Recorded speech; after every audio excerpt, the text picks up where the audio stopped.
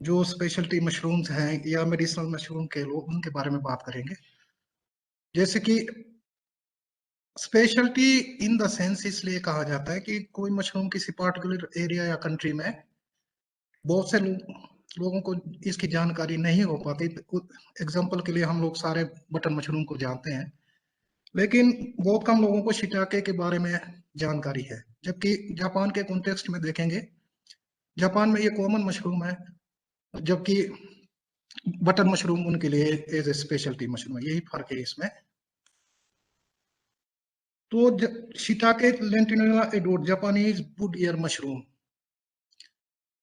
Commonly इसको shiitake के नाम से जाना जाता है, और ये लास्ट इस साल वर्ल्ड में सबसे ज्यादा कल्टीवेटेड मशरूम है। नंबर 1 पोजीशन पे है। लास्ट ईयर ये सेकंड पोजीशन पे था। और इसका जो यूनिक टेस्ट है, फ्लेवर है, कुछ प्रेजेंस ऑफ प्लाज्मा कोलेस्ट्रॉल रहता है इसमें। इसमें देखेंगे शेयर, इंडिया का इसमें कोई शेयर नहीं नजर आ रहा। ताइवान नंबर 1 पोजीशन पे दिख रहा है, लेकिन अभी इंडिया में भी ये खासकर नागालैंड में बहुत बड़े स्केल पर चल पड़ा हुआ ये काम। इधर हरियाणा में, मोरनी हिल्स में, हिमाचल में इसका काम शुरू हो चुका है शिटाके मशरूम का। खासकर उत्तराखंड में भी काफी बड़े स्केल पे किया जा रहा है। जहां तक इसके एंटी जो मेडिसिनल प्रॉपर्टीज है, एंटी ट्यूमर है, एंटी ट्यूमर पॉलीसेकेराइड है, ग्लाइकोप्रोटीन है, एंटीवायरल न्यूक्लिक एसिड्स है, जो प्लेटलेट्स को इकट्ठे होने से रोकते हैं, एंटी कोलेस्ट्रॉल एक्टिव सब्सटेंस रहता है इसमें। और लेंटिनान जो इसी बायोएक्टिव मॉलिक्यूल इसी मशरूम से आइसोलेट किया गया था। जापान में कैंसर के लिए अप्रूव्ड ड्रग ड्रग के तौर पर लिया जाता है। और इसमें जो पॉलीसेक्राइड्स पाया जाता है, कुछ कंट्री में कैंसर के केमोथेरेपी के लिए यूज किया जाता है, लेकिन इसका डेफिनेट जो एविडेंस क्या है कि वाकई इससे होता है, तो ऐसा कुछ नहीं है। वो शिटाके में सभी 8 एसेंशियल अमीनो एसिड्स, जो कि सोयाबीन, केलो मीट, केलो मिल्क, केलो या अंडे से अच्छे प्रोपोर्शन में मिलता है। और इसमें विटामिन और मिनरल्स जैसे कि ए, बी, B12, C, D और नियासिन पाया जाता है। जहां तक इसके कल्टीवेशन की बात करें, कल्टीवेशन टेक्नोलॉजी इसके 2 मेथड से किया जाता है। एक तो वुड लॉग्स पर, लकड़ी के लट्टों पर, और दूसरा जो है सिंथेटिक लॉग्स पर। तो बात करेंगे जो पेड़ जिसके कल्टीवेशन के लिए सुटेबल है, वो है तूना, मैंगो, हॉर्नबीन, ओक, शीप, बिर्च और मैपल। यानी कि वो पेड़ जिसके पत्ते चौड़े होते हैं। फॉर एग्जाम्पल पाइन का देखेंगे, नेरो लीव्स रहता है और उसके काफी रेजिन रहता है, उसमें इसकी खेती नहीं की जा सकती। कोई भी पेड़ जिसके पत्ते चौड़े हैं उसमें इसकी खेती आसानी से कर सकते हैं। जहां तक कल्टीवेशन, वुड लॉग्स में कल्टीवेशन की बात करें, तो एक तो लॉग प्रिपरेशन करना, लॉग लट्टे तैयार करने हैं, फिर बीज बनाना, बीज आप कहीं से भी ले भी सकते हैं, फिर स्पानिंग करना, लॉग्स में बीज डालना, और क्रॉप मैनेजमेंट। ये जो लॉग मेथड है रूम के अंदर नहीं किया जाता, रूम के बाहर किसी शेडी एरिया में इसकी खेती की जाती है। नॉर्मली ये जरूरी नहीं है कि जो मैं बता रहा हूँ उसी साइज के लोग लें, लोग किसी भी साइज का हो सकता है। 15 से 20 पुराने ट्री का वो जो लोफिंग करके लेते हैं। और जो जब लोपिंग करेंगे दिसंबर जनवरी में, जब उसमें मॉइस्चर कंटेंट 40 से 55% तक रहता है। अगर मॉइस्चर कंटेंट 20% से नीचे हो, यानी कि बिल्कुल ही सूखी लकड़ी हो, तो उसमें इसकी खेती नहीं की जा सकती है। और लकड़ी का पीएच, जो लोग का पीएच है, नेचुरल पीएच है 4.5 से 5.5। इसमें सीधे स्लाइड पे आ जाते हैं। जैसे इसमें देखें लॉग्स काट रहा है, उसके बाद इसमें थर्ड स्लाइड में ड्रिल कर रहा है, 15 से 20 सेंटीमीटर डिस्टेंस पे ड्रिल कर रहा है। ये जरूरी नहीं कि आप भी वही पैटर्न फॉलो करें, आप अपने हिसाब से ड्रिल कर सकते हैं। 3 से 4, मतलब होल टू होल में 3 से 4 सेंटीमीटर डिस्टेंस रखा हुआ है, और लगभग 2 से 3 सेंटीमीटर डीप ड्रिल करना है। और ड्रिल करने के बाद उस उनमें ग्रेन स्पान या वुड प्लग स्पान या साडस्ट स्पान डाला जाता है, और उसको उसके बाद उसको पैराफिन वैक्स से सील कर लेते हैं। जब आपने स्पानिंग कर दिया, सीलिंग कर दिया, तो उस ब्लॉक्स को लीनिंग पोजीशन में रखते हैं एक दूसरे के या ढेर लगा के, और उसके बाद जो है जो थर्ड स्लाइड में हैमरिंग कर रहा है, स्लाइड हैमरिंग कर रहा है, ये इसको एक्चुअल में शॉक ट्रीटमेंट दे रहा है। यानी कि वुड लॉग्स में स्पान फैलने के लिए लगभग 1 साल लग जाता है, और जब स्पान फैल जाएगा 1 साल में, फिर शॉक ट्रीटमेंट देंगे, और उसके बाद ये लगभग 5 से 6 साल तक आपको मशरूम देता रहेगा छिटा के।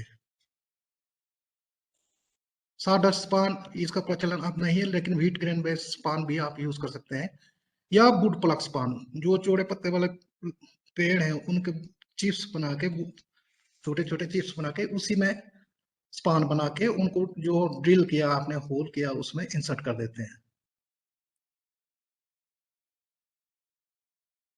जब स्पानिंग के बाद इसको किसी शेडी एरिया में रखें या किसी तारपलिन से ढक के रख दें, और लगभग साल के बाद जब ऑप्टिमम टेम्परेचर प्रिवेल करेगा 20 से 22 डिग्री सेंटीग्रेड, वो इसमें मशरूम आने शुरू हो जाएंगे।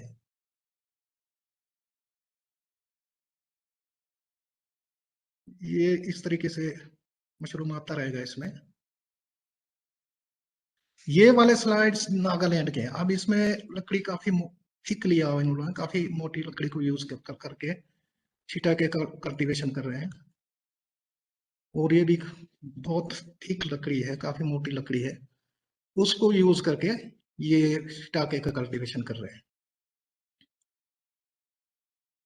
इसमें देखेंगे बहुत बढ़िया क्वालिटी का क्रॉप आ रहा है छिटाके का, बाहर रखा हुआ, रूम के अंदर नहीं है, ये रूम के बाहर है, क्योंकि लोग हर जगह मिलना आसान नहीं है, और दूसरी बात कोई पेड़ काटने भी नहीं देगा। उसके अल्टरनेट में हम लोग बेग कल्टीवेशन करते हैं। बेग कल्टीवेशन में हम लोग क्या करते हैं, सा डस्ट लेंगे, लकड़ी का बुरादा लेंगे सा मिल से, और कई बार हम सोचते हैं कि आपको प्योर ही, मान लीजिए आपको मैंगो का सा डस्ट चाहिए, प्योर मिलना मुश्किल हो जाता है, तो कई बार मिक्सचर भी इसके लिए चल पड़ता है। तो इसमें जो प्रोसेस है, एक तो बेटिंग है, बेटिंग मतलब साडस्ट को गीला करना, फिर सप्लीमेंटेशन करना, उसमें सप्लीमेंट डालना। अब नॉर्मली हम लोग 20% ये जो चोकर है व्हीट ब्रान उसको डालते हैं, फिर बैग भरेंगे, बैगों को फिर उसके बाद ऑटोक्लेव करेंगे, बैग ठंडे हो जाएंगे, उसके बाद इसमें बीज डालेंगे, इनोकुलेशन करेंगे, फिर स्पान रन के लिए रखेंगे 23 से 25 डिग्री सेंटीग्रेड पर। जब स्पान रन कंप्लीट हो जाएगा तो उसके बाद बैगों को ओपन करेंगे, और उसके बाद इसको फ्रूटिंग में, स्लाइडों में क्लियर हो जाएगा ये, क्योंकि ये मेथड शॉर्ट कल्टीवेशन टेक्नोलॉजी का सिंथेटिक उसमें देखेंगे, नॉर्मली 80 से 120 दिन का टाइम लगता है स्पान रन के लिए, लेकिन डीएमआर ने एक टेक्नोलॉजी डेवलप की है जो शॉर्ट ड्यूरेशन टेक्नोलॉजी के नाम से है, जिसमें 45 से 47 डेज में आप फर्स्ट क्रॉप हार्वेस्ट कर सकते हैं। तो इसमें कल्टीवेशन सारडस्ट पे किया जा रहा है, और उसमें 20% व्हीट ब्रान, चोकर 1% कैल्शियम कार्बोनेट और 0.5% कैल्शियम सल्फेट ऐड कर देते हैं। इसको अच्छी तरह मिलाने के बाद पीपी बैग में, पॉलीप्रोपाइलीन बैग में 1.2 से 1.5 kg तक भरा जाता है। अगर आप इससे ज्यादा भरते हैं तो इसमें कई बार स्टरलाइजेशन की प्रॉब्लम आती है, सबस्ट्रेट बीच में स्टरलाइज नहीं हो पाता है। बैगों को ऑटोक्लेव में 22 पाउंड प्रेशर पर 90 मिनट के लिए रखा जाता है। 22 पाउंड प्रेशर मतलब 101 डिग्री सेंटीग्रेड। जब बैग ठंडे हो जाएंगे उसके बाद इसको इनोकुलेशन कर दिया जाता है। जब आपका कंप्लीट स्पान रन हो जाएगा, और उसके बाद आगे स्लाइड में दिखाऊंगा बम्प फॉर्मेशन होगा, उसके बाद इसको कोल्ड ट्रीटमेंट देते हैं, किसी टब में पानी डाल के उसमें आइस डाल के, जब टेम्परेचर 6 से 8 या 8-10 हो जाए, तो उस ब्लॉक्स को 10 से 15 मिनट तक उस पानी में डिप करके रखा जाता है, और उसके बाद इनको क्रॉपिंग रूम में 20 से 22 डिग्री टेम्परेचर पर रखा जाता है, और उसके बाद 2-3 दिन के बाद उसमें जो है छोटे छोटे पिनहेड्स बनने शुरू हो जाएंगे। ये जैसे वेटिंग है, साडस्ट को गीला कर रहे हैं, और गीला करने के बाद ये टेस्ट कर रहा है रफ मेथड, मॉइस्चर कंटेंट साडस्ट का।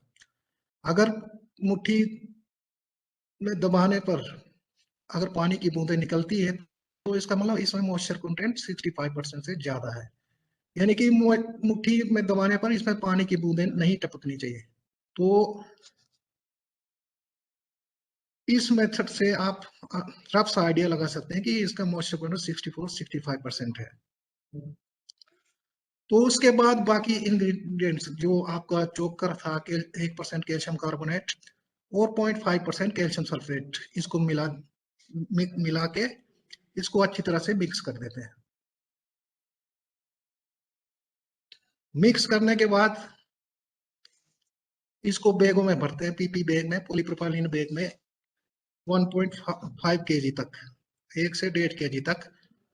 और उसके बाद इसमें पीपी नेक चढ़ा के नॉन एब्जॉर्बेंट कॉटन से बंद कर दिया जाता है इसका मुंह। अगर आपके पास पीपी नेक नहीं है या कॉटन नहीं है तो आप किसी धागे से इसका मुंह बंद कर सकते हैं। जैसे बैग भरेंगे उसके बाद ये ऑटोक्लेव में डाल देंगे ऑटो स्टरलाइजेशन के लिए। ये ऑटोक्लेव का लोडेड व्यू है। अब इसमें देखेंगे जैसे दूसरे मशरूम में आप स्पानिंग देखेंगे, थ्रू स्पानिंग कर लेते हैं जैसे ऑयस्टर के लो या बटन के लो, लेकिन इस केस में ये पॉसिबल नहीं हो पाता। आपको सरफेस स्पानिंग करनी पड़ेगी या टॉप स्पानिंग के लो, क्योंकि बीच में इसको आप नहीं डाल सकते हैं। और स्पानिंग भी इसको लेमिनर एयरफ्लो यूज करते हुए करना पड़ता है। और ये जब सरफेस में रहेगा स्पान, और कुछ दिनों के बाद ये अपने आप पूरे सबस्ट्रेट को कोलोनाइज कर देगा, डाउनवर्ड ग्रोथ लेगा और पूरा ब्लॉक को कवर कर देगा। कुछ स्टेज ऐसे हैं जिनको हम बीट स्टॉप पे भी ग्रो करते हैं, लेकिन उनका यील्ड पोटेंशियल उतना नहीं है। ये तो कमर्शियल जो स्केल पर कर रहे हैं काम, उनके जो ट्रक भर भर के ये ब्लॉक्स बनाते हैं।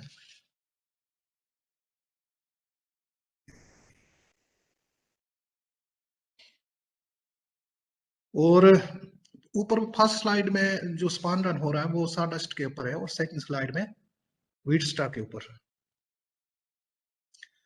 ये स्पान रन जब कंप्लीट हो जाएगा तो सेकंड स्लाइड में देखें बम्स बन रहे हैं, फोड़े से बन रहे हैं।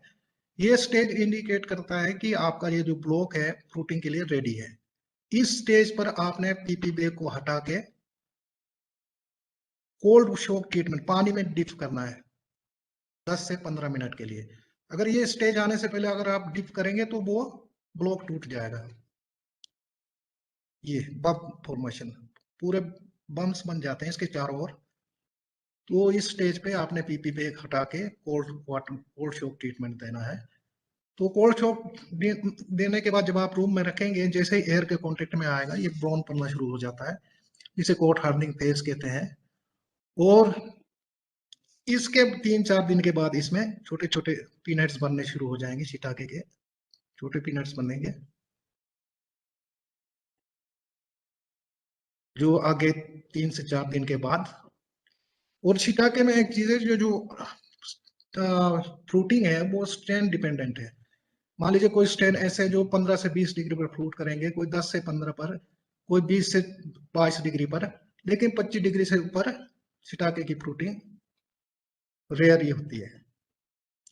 ये जो स्ट्रेन है OE388S, ये जो 45 डेज में जो आपने क्रॉप जिसकी बात कर रहा था मैं, 45 डेज में हार्वेस्ट कर सकते हैं, उसमें हम लोग ये स्ट्रेन यूज करते हैं। और क्रॉप भी इसमें बम्पर आता है। और शिटाके में एक बात ये, जब एक बार आप स्पानिंग कर देंगे तो उसके बाद लगभग 6 मंथ्स तक आप इसमें क्रॉप ले सकते हैं। ये दूसरा स्ट्रेन है, इसका फ्रूट बॉडी काफी थिक है। ये जो स्ट्रेन है 327, जो कमर्शियल यूनिट्स हैं वो लोग इसको यूज करते हैं, क्योंकि इसकी फ्रूट बॉडी की क्वालिटी अच्छी है, और अगर आप इसको ड्राई भी कर लेते हैं तो शेप भी इसका अच्छा रहता है। ये दो शिटाके का दूसरा स्ट्रेन है, इसमें फ्रूट बॉडी काफी हैवी और थिक है। जैसे सिंथेटिक कंपेयर किया हुआ, इसमें would logs versus synthetic versus present synthetic. अब इसमें देखेंगे स्पान के लिए मतलब लगभग साल लग जा रहा है वुड नेचुरल लॉग्स में, प्रोडक्शन साइकिल 3 से 8 साल तक आ जाएगा, लेकिन प्रोडक्शन देखेंगे बहुत कम है। अगर आप 1 कुंटल लकड़ी यूज करते हैं, लोग यूज करते हैं, तो सिर्फ 10 से 15 केजी आएगा और मैनेजमेंट इसका थोड़ा डिफिकल्ट है। सिंथेटिक टेक्नोलॉजी में स्पान रन के लिए 80 से 100 डेज टाइम ले लेता है और आप इसमें 8 मंथ तक हार्वेस्ट कर सकते हैं। मैनेजमेंट इजी है, यील्ड भी अच्छा है। जो 45 डेज वाला है उसमें 6 मंथ तक क्रॉप ले सकते हैं और बायोलॉजिकल एफिशिएंसी 110 से 130% तक मिलेगा। ये अलग स्ट्रेन है शिटाके का। ये डीएमआर का जो शिटाके का क्रॉपिंग रूम है उसका व्यू है।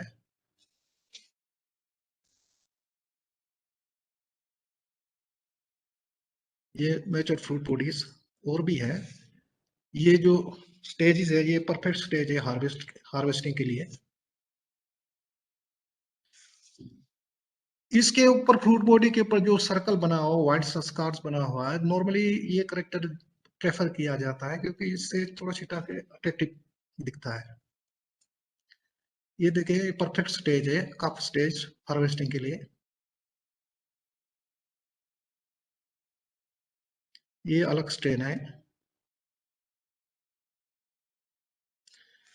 ये फ्लावर शिटाके है, ये दिल्ली आईएनए मार्केट में किसी बाहर कंट्री से आता है।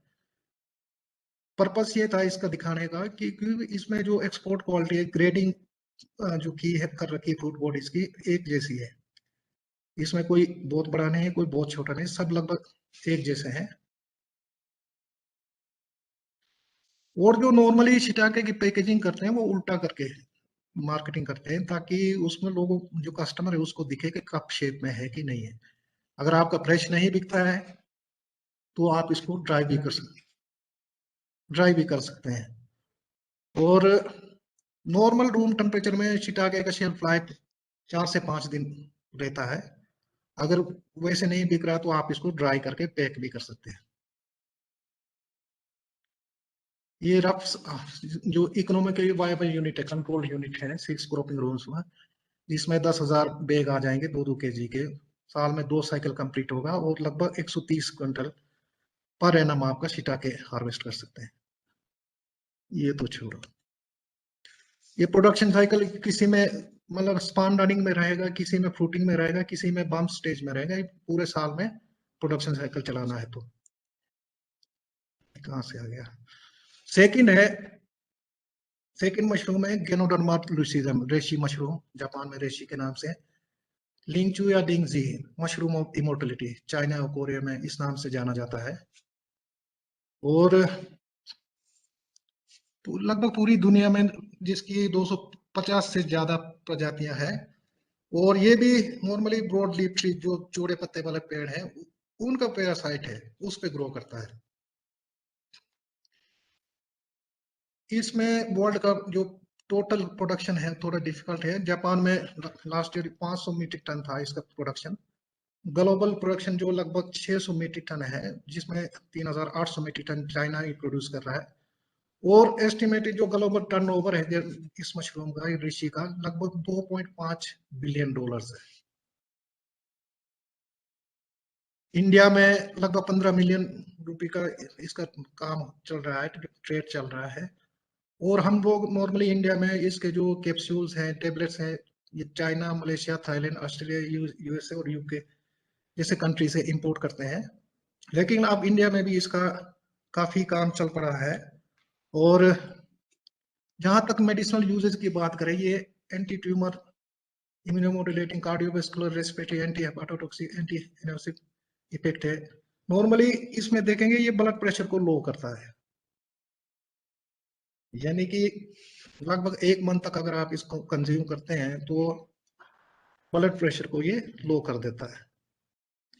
इसमें जो बायोएक्टिव मॉलिक्यूल्स हैं, पॉलीसैकेराइड्स हैं, टर्पेटिन्स हैं, एमिनो एसिड्स हैं, एडिनोसिन है और ऑर्गेनिक जर्मेनियम जो कि एंटी ट्यूमर प्रॉपर्टीज है। प्रोसेस जो शिटाके के बारे में किया था हमने सबस्ट्रेट बनाने के लिए, सेम प्रोसेस रहेगा। अगर आपके पास आप ब्लॉक्स बने, अगर शिटाके का स्पान नहीं है तो आप इसको इस मशरूम के कल्टीवेशन के लिए यूज करें, स्टेप्स सेम है। और फर्क यही है इसके स्पान रन के लिए 28 से 30 डिग्री टेम्परेचर चाहिए, और फ्रूटिंग के लिए 30 से 35 डिग्री। वही प्रोसेस है सेम, सिंपली ये डिफरेंट फर्क आ रहा है इसमें। फ्रूटिंग के लिए 30 से 35 डिग्री टेम्परेचर चाहिए, 85 से 90% RH, कोई भी मशरूम हो सभी की जरूरत पड़ती है, और 10 से 12 घंटे के लिए इसको लाइट देने की जरूरत पड़ती है। ये DMR का जो ऋषि मशरूम का ग्रोइंग रूम है, हम लोग यहाँ नॉर्मली बॉयलर यूज करते हैं, क्योंकि इवन समर में भी रूम टेम्परेचर आपका 28 डिग्री से ऊपर नहीं जाता है। तो बॉयलर के थ्रू आप स्टीम जनरेट करके RH भी बढ़ा सकते हैं, और टेम्परेचर भी हम बढ़ा लेते हैं इसका।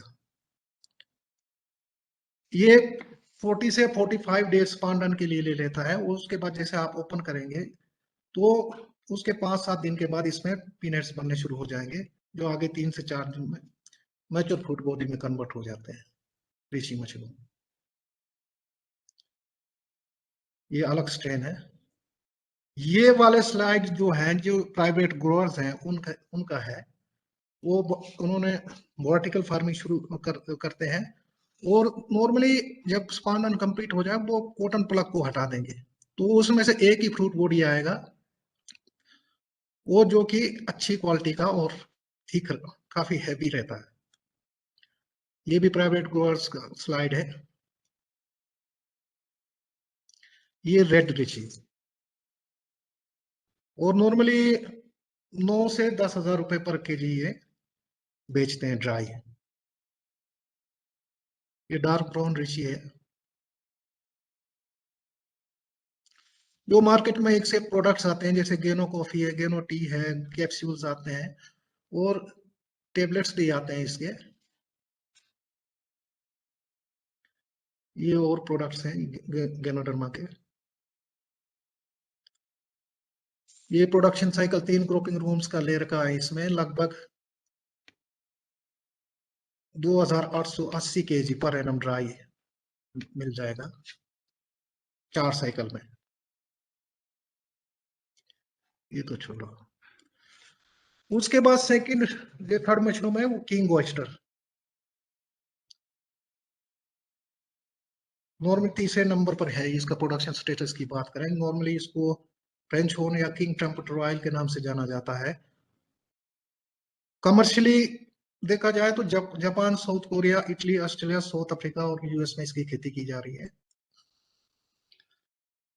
तो इसमें एंटीऑक्सीडेंट्स हैं जो एर्गोथेनिन के नाम से जाने जाते हैं, और इसमें स्टेटिरिन्स जो कि डिजीज फाइटिंग कंपाउंड में पाया जाता है, और ये कोलेस्ट्रॉल को भी कम करने में, क्लियर करने में हेल्प करता है।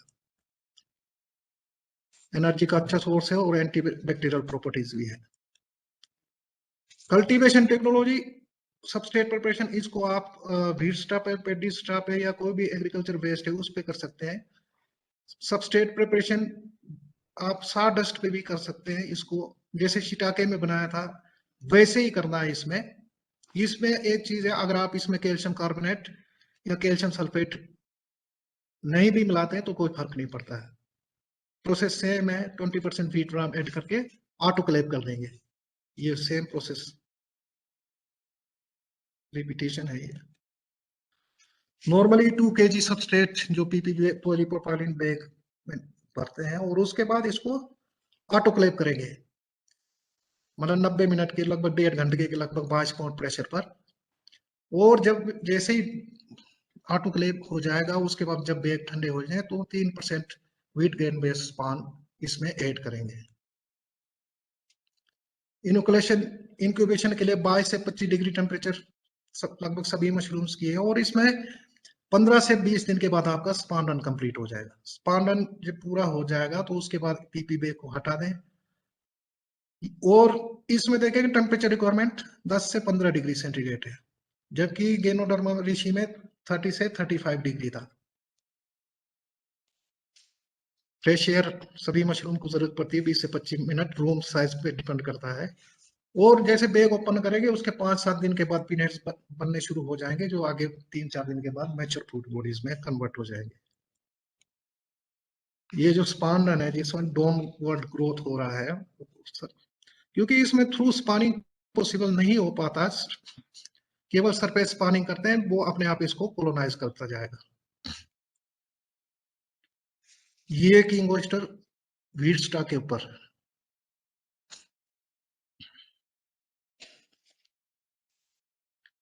इसमें साइज देखेंगे, काफी अच्छे क्वालिटी का किंग ऑयस्टर आता है।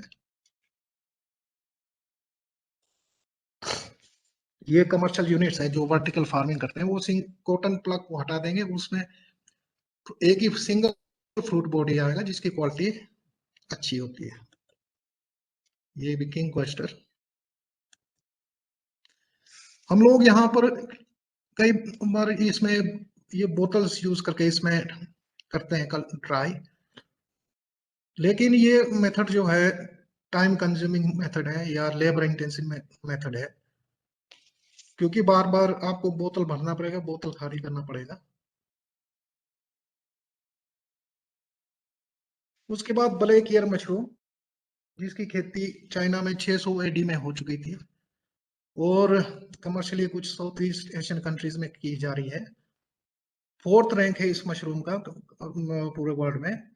ये मशरूम जो आपका जो पाइल्स वगैरह, जो रेगुलर डाइजेस्टिव डिसऑर्डर्स है, पाइल्स वगैरह हैं, अगर आप रेगुलर कंज्यूम करते हैं तो उसको ठीक कर देता है। और इंडिया में नॉर्थ ईस्टर्न स्टेट्स में इसको लोग वाइल्ड से कलेक्ट करके कंज्यूम करते हैं। नॉर्मली हम लोग इसको व्हीटस्टा पर कल्टीवेट करते हैं, व्हीटस्टा पर, जिसको 16 से 18 घंटे जैसे ऑयस्टर में करते हैं वैसे इसको पानी में डिप करके रखेंगे ऊपर, उसके बाद एक्सेस पानी ड्रेन आउट कर देते हैं। फिर उसके बाद 5% वीट ब्रांड ऐड करके 2 kg पर बैग सबस्ट्रेट भर के उसको ऑटोक्लेव कर देंगे 22 पाउंड प्रेशर पर, और ठंडे होने पर इसमें 2% के हिसाब से स्पान डाला जाता है। व्हीटस्टा सबस्ट्रेट पर किया जा रहा है, लेकिन पेडिस्टा पे भी इसको कल्टीवेट कर सकते हैं। ये जब स्पान रन होगा उसमें देखेंगे इसके टेम्परेचर देखेंगे फ्रूटिंग के लिए 25 से 26 डिग्री सेंटीग्रेड, और इसको डिफ्यूज लाइट की जरूरत पड़ती है।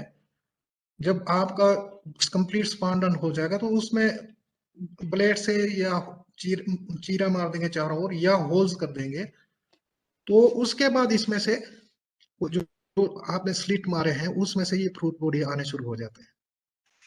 ये जो ब्लैक ईयर मशरूम है, इसको फ्रेश भी कंज्यूम कर सकते हैं, अगर फ्रेश नहीं कर सकते तो इसको ड्राई करके स्टोर कर सकते हैं। उसके बाद monkey head mushroom, lion's man है, और इसमें देखेंगे जो बीटा ग्लूकोन है, हीट्रोग्लूकोन है, हीटोजाइलान है, हेरिनोसिन है, एरिनासिन है, जो नर्वस सिस्टम के लिए हेल्पफुल रहता है। और जब आप इसका टेस्ट नॉर्मली जो आपका सी फूड है उससे मिलता है। इसका भी वैसे ही है, मतलब जो सबस्ट्रेट बनाते हैं आप, जैसे शिटाके के लिए बनाया, सेम तरीके से इसमें भी सेम प्रोसेस यूज होगा, और सिर्फ फर्क ये है कि इसमें फ्रूटिंग के लिए टेम्परेचर रिक्वायरमेंट 18 से 20 डिग्री सेंटीग्रेड। इसमें एंटी माइक्रोबियल, एंटी हाइपरटेंसिव और एंटी डायबिटिक प्रॉपर्टीज भी है। इसको आप सारडस्ट व्हीटस्टा पे कर सकते हैं, सारडस्ट पर कर सकते हैं, शुगर केन बगैस पर कर सकते हैं, कॉटन सीड, हल्स, यानी कि कोई भी एग्रीकल्चरल बेस्ड है उसमें आप इसकी खेती कर सकते हैं। मेथड सेम रहेगा, बेट सबस्ट्रेट को करना, फिर 20% व्हीट ब्रांड 2 kg भरेंगे पर बैग, जो छिटाके के लिए रिपीट किया था वही प्रोसेस रहेगा। सिंपली फ्रूटिंग के लिए इसका टेम्परेचर रिक्वायरमेंट 18 से 20 डिग्री सेंटीग्रेड है। और एक बार जब आप स्पानिंग करेंगे लगभग 6 मंथ्स तक इसमें से आपको मशरूम मिलता रहेगा। इस मशरूम को फ्रेश भी कंज्यूम कर सकते हैं और सन ड्राई भी कर सकते हैं। ये व्हीटस्टा के ऊपर है, मोंकी हेड लॉइंस मैन है। ये सारडस्ट सबस्ट्रेट के ऊपर। इसमें हम क्या करते हैं, जैसे ये मैच्योर फ्रूट बॉडीज हैं, इसको जब हार्वेस्ट कर लेंगे तो नई जगह पर छेद कर देंगे, तो जहां पर नई छेद करेंगे वहां से आना शुरू हो जाएगा ये। और लगभग 6 मंथ तक ये आपको मशरूम मिलता रहेगा। ये दूसरा स्ट्रेन है, इसी मशरूम का दूसरा स्ट्रेन है, कोरल मशरूम। इसके लिए टेम्परेचर रिक्वायरमेंट 20 से 22 डिग्री सेंटीग्रेड है।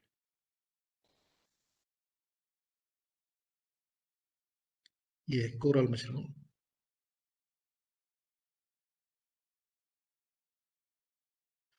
ये क्रॉपिंग रूम में इस तरीके से नजर आता है। ये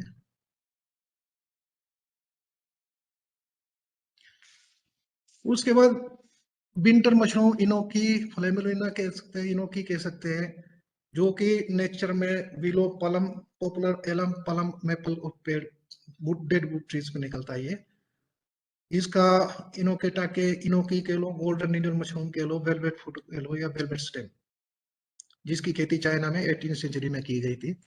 और इसमें प्रोटीन 31.2%, 5.8% फैट और 3.3% फाइबर और 7.6% एश मिलता है। खासकर जो सुपर ऑक्सीडेज पर ऑक्सीडेज है, इसमें सुपर ऑक्सीडेज है, डिस्म्यूटेज है, जो सीवर डिजीज कैंसर या क्रोनिक हार्ट डिजीज को रोकता है अगर रेगुलर कंज्यूम करते हैं। अल्सर्स के लिए भी ठीक है। कल्टीवेशन इसका सेम है, वही सबस्ट्रेट रहेगा, सब कुछ वही रहता है। जैसे शिटाके में बनाया आपने ब्लॉक, इसको आप व्हीटस्टा पे भी ग्रो कर सकते हैं और सारडस्ट पर भी। लेकिन इसमें उस सबस्ट्रेट में आप कैल्शियम कार्बोनेट या कैल्शियम सल्फेट डालो चाहे ना डालो, कोई फर्क नहीं पड़ता।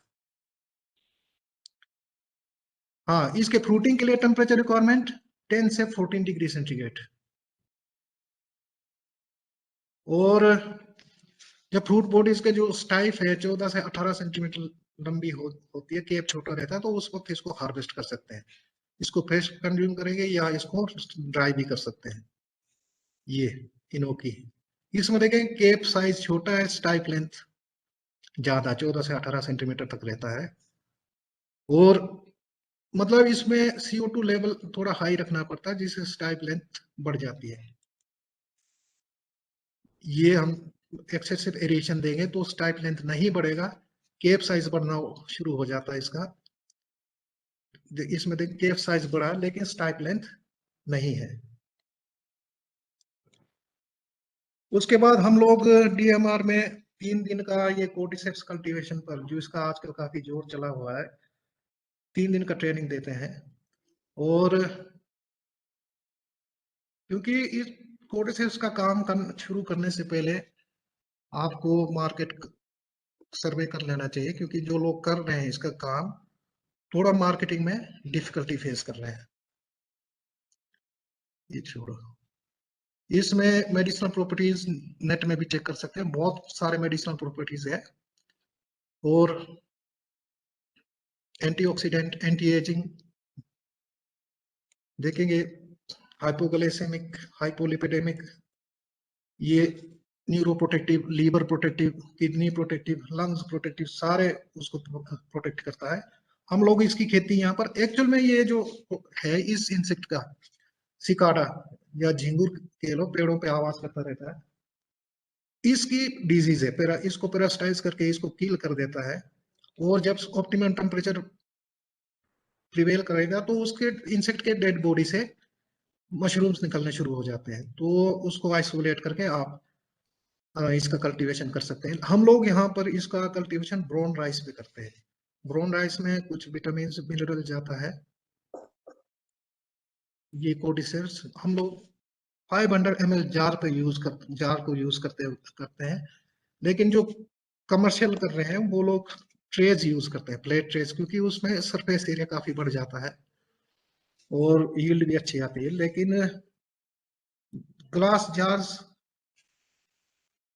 500 ml का हम लोग यूज करते हैं। ये हमारा जो लैब है उसका व्यू है, इसमें देखेंगे ग्लास जार्स में ऊपर से कवर करके, तो लगभग 45 डेज में आप हार्वेस्ट कर सकते हैं। तो